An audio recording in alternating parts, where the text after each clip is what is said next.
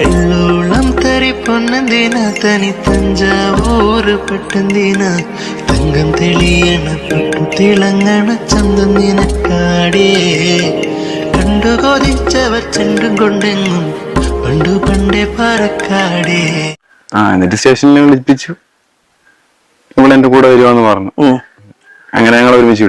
Hi ഒരുവാണ്. അപ്പൊ എന്റെ പുതിയൊരു വീഡിയോയിലേക്ക് സ്വാഗതം. അപ്പൊ ഞാൻ ഇന്ന് വന്നിരിക്കുന്നത് എള്ളോളം തരി പൊന്നെന്തിനാന്ന് പറയുന്ന ആ ഒരു നമ്മുടെ ഈ എള്ളോളം തരി കല്യാണങ്ങൾക്കൊക്കെ വംശനാശം സംഭവിച്ചു എന്ന് വിചാരിച്ചിരിക്കുമ്പോഴാണ് കഴിഞ്ഞ ദിവസം ഇൻസ്റ്റാഗ്രാമിൽ ഒരു റീല് കാണുന്നത്. കണ്ടാൽ സ്കൂളിൽ പഠിക്കുന്ന പ്രായമുള്ള 2 പിള്ളേര് അമ്പലത്തിൽ പോയി കല്യാണം കഴിച്ചു. എന്നിട്ട് ആ വേഷത്തിൽ തന്നെ ഡ്യൂക്ക് എടുത്ത് പറക്കുന്നു. ഈ റീല് കയറി അങ്ങ് വൈറലുമായി. അത് പിന്നെ അങ്ങനെയാണല്ലോ. കാണാത്തവരുണ്ടെങ്കിൽ ഞാനത് പ്ലേ ചെയ്ത് തരാൻ കണ്ടുനോക്ക്. എള്ളോളം തരി പൊന്നന്തിന തനി തഞ്ചാവൂര് പട്ടന്തിന തങ്കം തെളിയണ പട്ടു തിളങ്ങണ ചന്തം നിനക്കാടേ കണ്ടു കൊതിച്ചവർ ചെണ്ടും കൊണ്ടെങ്ങും പണ്ടു പണ്ടേ പറക്കാടേ. എങ്ങനെയുണ്ട്? അടിപൊളിയല്ലേ? പെൺകുട്ടിയുടെ പേര് പൂജ എന്നാണ്. +2 പഠിക്കുന്നു. പയ്യന്റെ പേര് അമൽ. അത് കഴിഞ്ഞതിന് ശേഷം വീണ്ടും ഒരു 2 റീൽ എന്തോ അപ്ലോഡ് ആക്കി, അതും വൈറലായി. സത്യം പറഞ്ഞു കഴിഞ്ഞാല് ഇൻസ്റ്റാഗ്രാമിൽ ഇവർ 2 പേരും അങ്ങ് ട്രെൻഡിങ്ങിലായി. അങ്ങനെ കുറെ പേര് ഇന്റർവ്യൂ ആയിട്ടൊക്കെ നടക്കുന്നുണ്ട്. 2 പേര് എന്തോ അങ്ങനെയാണല്ലോ, അത് ട്രെൻഡിങ് ആയി വൈറലായി നിൽക്കുന്നവരടുത്തോട്ട് മൈക്കും പിടിച്ച് ക്യാമറയും പിടിച്ചോണ്ട് ചെല്ലുമല്ലോ. ട്രെൻഡിങ് ആവുന്നതുണ്ടോ വൈറൽ ആവുന്നതുണ്ടോ എന്നൊക്കെ നോക്കി നടക്കുവാണ് ഇവര്. വന്ന് ഇന്റർവ്യൂകൾക്കൊന്നും യാതൊരുവിധ സ്റ്റാൻഡേർഡും ഇല്ലാണ്ടായി. ഭൂരിഭാഗം പേർക്കും ഈ ഇങ്ങനെയുള്ള കാര്യങ്ങളൊക്കെ കാണാനാണ് എല്ലാവർക്കും താല്പര്യം. മീഡിയക്കാരെ പറഞ്ഞിട്ടും കാര്യമില്ല. റീച്ച് കിട്ടണമെങ്കിൽ ഇങ്ങനെ ട്രെൻഡിങ് ആയവരെ പിടിച്ചിട്ട് ഇന്റർവ്യൂ എടുക്കണം. എന്തായാലും ഞാൻ കൂടുതൽ നീട്ടിക്കൊണ്ട് പോകുന്നില്ല, ഇവരുടെ ഇന്റർവ്യൂയിലേക്ക് പോവാം. തന്നെയായിരുന്നു ഈ ഫസ്റ്റ് കണ്ടുമുട്ടിയ ഒരു നിമിഷം ഉണ്ടല്ലോ, അതെങ്ങനെയായിരുന്നു? പൂജയ്ക്ക് ഉള്ളൊരു വേഷം ഫസ്റ്റ് കണ്ടുമുട്ടിയപ്പോ എനിക്ക് ഒട്ടും ഇഷ്ടപ്പെട്ടില്ല. ഫസ്റ്റ് കണ്ടുപിടിച്ച ഭയങ്കര എന്താ പറയാ, ഭയങ്കര എന്തോ എന്നെ ഭയങ്കരമായിട്ട് ഉപദേശിക്കുകയൊക്കെ ചെയ്തു. അതൊന്നും എനിക്ക് ഇഷ്ടപ്പെട്ടില്ല. കേറായിട്ടൊന്നല്ല, ഇച്ചിരി ദേഷ്യമൊക്കെ പെട്ടിട്ടൊക്കെയാ വന്നത്. അപ്പൊ അതൊന്നും എനിക്ക് ഇഷ്ടപ്പെട്ടില്ല.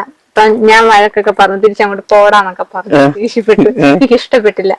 അത് ശരി, കലിപ്പന് പറ്റിയ കാന്താരി തന്നെ. ചേട്ടായി ദേഷ്യപ്പെടുന്ന മോള് തിരിച്ചു പോടാന്നൊക്കെ പറഞ്ഞ് തിരിച്ചും ദേഷ്യപ്പെടും. മേഡ് ഫോർ ഈച്ച് അതർ തന്നെ. ഒന്നും പറയാനില്ല, ബാക്കിയും കൂടെ കണ്ടുനോക്കാം. അങ്ങനെ ഇയാൾ പിന്നെയും എന്നോട് സംസാരിക്കാൻ വേണ്ടിട്ട് വീണ്ടും ഇങ്ങനെ ഓരോന്നൊക്കെ പറഞ്ഞ് കണ്ടന്റ് ഉണ്ടാക്കി എന്റെ അടുത്തിട്ട് വന്നു. പക്ഷെ നിന്നും എടുത്തില്ല, പോയി. അവിടുന്ന് പോയി. പിന്നീടാണ് ചേച്ചിയുടെ കല്യാണത്തിൽ കണ്ടത്. എത്ര ദിവസം കഴിഞ്ഞിട്ടാ കണ്ടത്? 2 മാസം കഴിഞ്ഞിട്ട്. ഡിസംബർ മാസമായിട്ടുള്ളൂ. അവിടെ വെച്ച് ഇഷ്ടമാണെന്ന് പറഞ്ഞു കഴിഞ്ഞപ്പോഴത്തേനും ഇഷ്ടമാണ് അവിടെ വെച്ച് പറഞ്ഞില്ല. അവിടെ വെച്ച് ഞാൻ ചുമ്മാ ഒന്ന് ട്രൈ ചെയ്തതേ ഉള്ളൂ. കാരണം ഇഷ്ടപ്പെട്ടു, ട്രൈ ചെയ്യാൻ നോക്കി, അത്രേ ഉള്ളൂ. രണ്ടാമത് ഫുഡൊക്കെ കൊടുത്ത് പൈസ കൊടുത്തായിരുന്നു. അപ്പം അത് കുടിക്കാതെ എന്നിട്ട് ഞാൻ പറഞ്ഞ ഫുഡ് വേസ്റ്റ് ആക്കില്ല എന്നൊക്കെ പറഞ്ഞു. അങ്ങനെ കുറച്ച് കാര്യങ്ങളൊക്കെ പറഞ്ഞു. പായസം വിത്ത് ഉപദേശം. അങ്ങനെ എത്രയോ പായസം വിളമ്പി ഏട്ടായി ആയിരിക്കും അത്. പായസം കൊടുത്ത് പ്രപ്പോസ് ചെയ്യുന്നത് എന്തായാലും ആദ്യമായിട്ടാണ്. ഇപ്പൊ നമ്മളൊക്കെ കണ്ടിട്ടുള്ളതും കേട്ടിട്ടുള്ളതും ഒക്കെ പൂവൊക്കെ കൊടുത്തിട്ടാണ് പ്രപ്പോസ് ചെയ്യുന്നത്. ഏട്ടായി എന്തായാലും ഒരു വെറൈറ്റി മനുഷ്യൻ തന്നെ. എന്തായാലും മോളിസ് പായസം സ്വീകരിച്ചില്ല കേട്ടോ. അതെന്താന്ന് തന്നെ കാര്യം മോളിസ് തന്നെ പറയട്ടെ, കേട്ടു നോക്കാം. ഇഷ്ടപ്പെട്ടു തരുന്നല്ലേ, കഴിച്ചുകൂടായിരുന്നോ? അന്നേ മകൻ എനിക്ക് ഇഷ്ടപ്പെട്ടില്ല.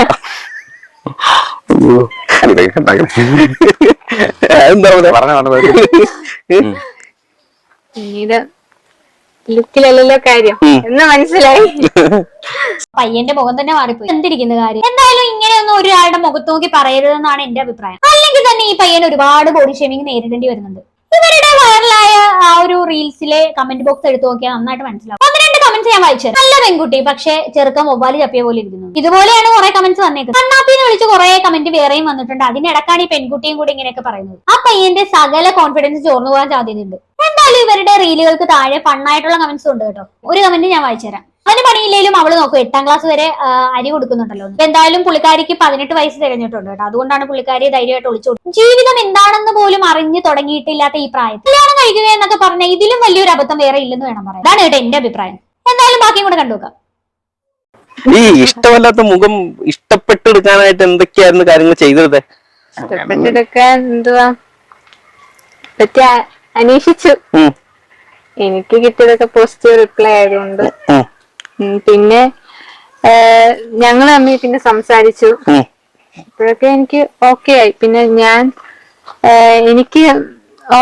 ഞാൻ വിചാരിച്ച ഒരാളെ തന്നെ കിട്ടി എനിക്ക്. അങ്ങനെ എന്തായിരുന്നു പൂജയുടെ ഒരു സ്വപ്നത്തിലെ ഭർത്താവ് എന്ന് പറഞ്ഞ?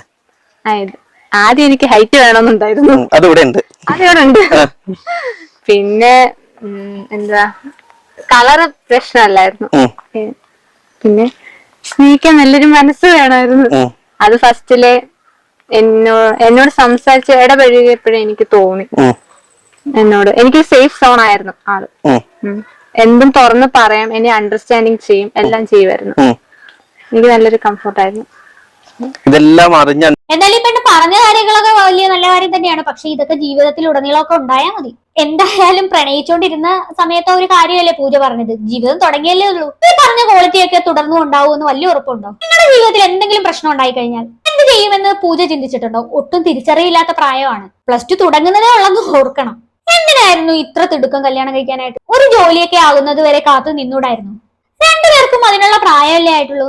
ഇനിയിപ്പൊ നിങ്ങളുടെ ജീവിതത്തിൽ എന്തെങ്കിലും പ്രശ്നങ്ങൾ ഉണ്ടായി കഴിഞ്ഞാൽ, ലൈഫാണ്, എന്തെങ്കിലുമൊക്കെ ഒരു വഴക്കും പിണക്കൊക്കെ ഉണ്ടാവും. ആ ഉണ്ടാകുന്ന സമയത്ത് പൂജയുടെ വീട്ടുകാർ പോലും കൂടെയില്ല. ആ ഒരു സിറ്റുവേഷൻ എന്നൊക്കെ ആലോചിച്ച് നോക്ക്. ഇവിടെ നിത്യേന നടക്കുന്ന സംഭവങ്ങളൊക്കെ നിങ്ങൾ കാണുന്നതല്ലേ. ബാക്കിയും കൂടെ കാണും.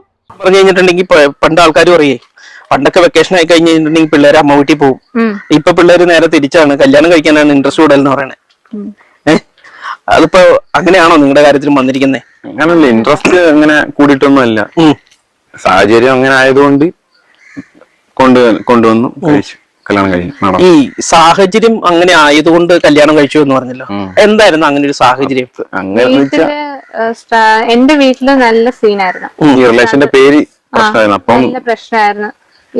ഞാൻ വരുന്നതിന്റെ ഒരാഴ്ച മുമ്പും അതിനെപ്പറ്റി കുറച്ച് നല്ല ഡാർക്കായിട്ട് സീനായിട്ട് നടന്നുകൊണ്ടിരിക്കുക. അപ്പൊ എനിക്ക് ഒട്ടും പിടിച്ചിരിക്കാൻ പറ്റാത്തൊരു അവസ്ഥയായി. പിന്നെ ഇപ്പം 3 വർഷം കൊണ്ട് ഇതൊക്കെ തന്നെ പ്രഷറും കാര്യങ്ങളും അങ്ങനെ കുറെ പ്രശ്നമുണ്ട്. അപ്പം അതും കൂടെ ആയപ്പോ എനിക്ക് ഇനി ഒട്ടും പിടിച്ചിരിക്കാൻ പറ്റാതായപ്പോ ഞാൻ ഇങ്ങനെ ഡിസിഷൻ എടുത്തത്.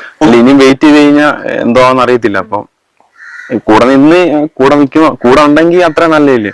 ഇനി അത്ര നാൾ വെയിറ്റ് ചെയ്ത് ഇനിയിപ്പോ എന്താവുന്നൊന്നും പറയാൻ പറ്റത്തില്ല. ഇനി കുറച്ച് നാളുകൂടെ വെയിറ്റ് ചെയ്താൽ ഇപ്പോൾ എന്ത് സംഭവിക്കാനോ? ഒന്നും സംഭവിക്കാൻ പോകില്ല. പൂജയെ എന്തായാലും ഇത്രയും നാളും ഇനി ഇത്ര പെട്ടെന്ന് കല്യാണം കഴിച്ചു വിടുമെന്ന് ഒരിക്കലും അങ്ങനെയൊന്നും ഉണ്ടാവത്തില്ല എന്ന് ഉറപ്പാണ്.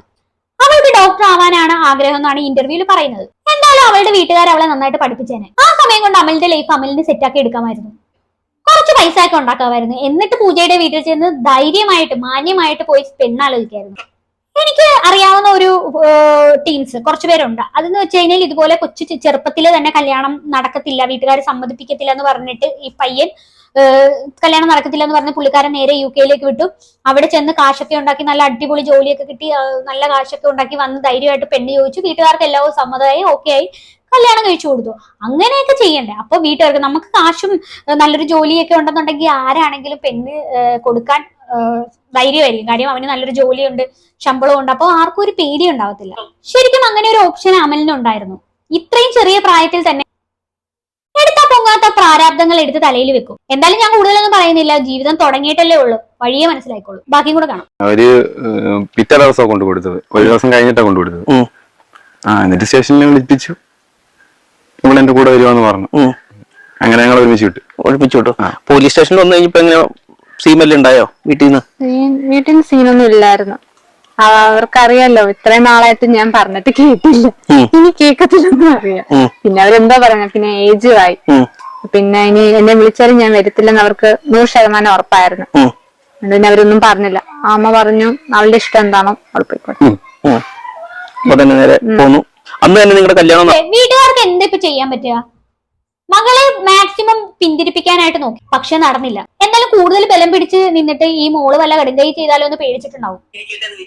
ലാസ്റ്റ് കുറ്റം മുഴുവൻ വീട്ടുകാർക്കാവും. അതിലും ഭേദം എവിടെയെങ്കിലും പോയി ജീവിക്കട്ടെ എന്ന് വിചാരിച്ചിട്ടുണ്ടാവും. ബാക്കിയും കൂടെ കാണാം. അല്ലെങ്കിൽ നിങ്ങൾ ഒരാളെ പ്രേമിച്ചു കഴിഞ്ഞിട്ടുണ്ടെങ്കിൽ കെട്ടാമെന്നുള്ളതിന്റെ ഒരു സന്ദേശം കൊടുക്കുന്നുണ്ടോ? അങ്ങനെ ഒരു സന്ദേശം ഞങ്ങൾ കൊടുക്കുന്നില്ല. അത് തന്നെ, ആർക്കും ഒരു ഇതൊരു ഇൻഫ്ലുവൻസ് ആയിട്ട് ഞങ്ങള് പറയുന്നില്ല. ഇത് ആരും എന്തോന്ന് പറയാൻ ഞങ്ങളെപ്പോലെ ആവണം, അവരവരുടെ ഇഷ്ടം. ഞങ്ങൾ ആർക്കും ഒരു ഇതായിട്ട് ഒരു പ്രചോദനമായിട്ട് നിൽക്കുന്നില്ല. അല്ലെങ്കിൽ പ്രചോദനമാക്കാനും മാതൃകയാക്കാനും ഉള്ള കാര്യങ്ങളൊക്കെയാണല്ലോ നിങ്ങൾ ഈ ചെയ്തു വെച്ചിരിക്കുന്നത്. എന്നെ കൊണ്ടൊന്നും കൂടുതൽ പറയിപ്പിക്കണ്ട. നല്ലപോലെ ജീവിതാവസാനം വരെ ജീവിച്ച് കണ്ടാൽ മതി, അത്രേ ഉള്ളൂ പറയാൻ. ലാസ്റ്റ് കരഞ്ഞു മുങ്ങിക്കൊണ്ട് വീഡിയോ ഒന്നും ചെയ്യാണ്ടിരുന്ന ഈ പ്രായത്തിലുള്ള മറ്റു കുട്ടികളോട് എനിക്ക് പറയാനുള്ളത്, ഇത് കണ്ടുകൊണ്ട് ആരും തുള്ളാൻ നിൽക്കണ്ട. പഠിച്ചും കളിച്ചും ഒക്കെ നടക്കേണ്ട പ്രായമാണ്. നല്ലപോലെ പഠിച്ച് എൻജോയ് ചെയ്യാൻ നോക്കും മക്കളെ. വിവാഹ ജീവിതം എന്നൊക്കെ പറഞ്ഞ വേറെ തന്നെ ലെവലാണ്. ഈ റീൽസിൽ കാണുന്ന കാര്യങ്ങളൊന്നും റിയൽ ലൈഫിൽ ഉണ്ടാവില്ല. അതൊക്കെ ഓർത്താൽ നന്നായിരിക്കും. കൂടുതലൊന്നും എനിക്ക് പറയാനില്ല. ഇത് കേട്ടിട്ട് നിങ്ങൾക്ക് എന്താണ് തോന്നുന്നതെന്ന് വെച്ചാൽ താഴെ കമന്റ് ബോക്സിൽ കമന്റ് ചെയ്യുക. അടുത്തൊരു വീഡിയോയിൽ കാണാം. അതുവരെ ബൈ ബൈ.